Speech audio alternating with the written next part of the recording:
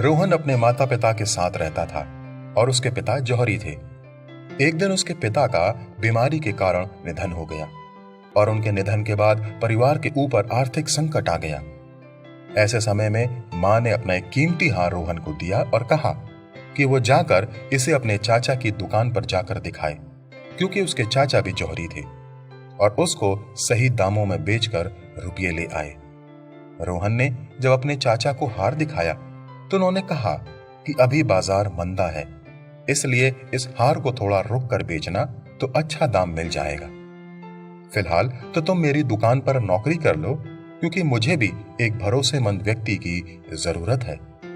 रोहन ने चाचा की दुकान पर रत्नों और आभूषणों की परख का काम सीखा और बड़ी मेहनत से काम करने लगा।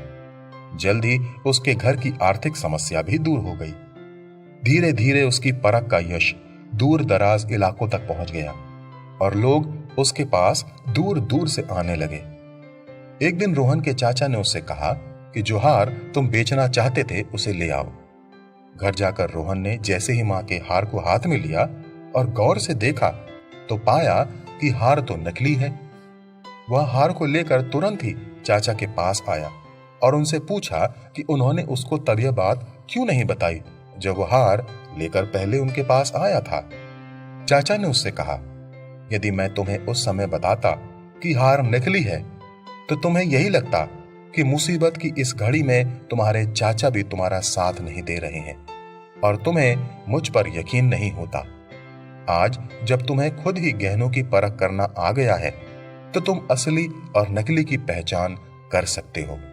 कितनी सही बात कही उसके चाचा ने।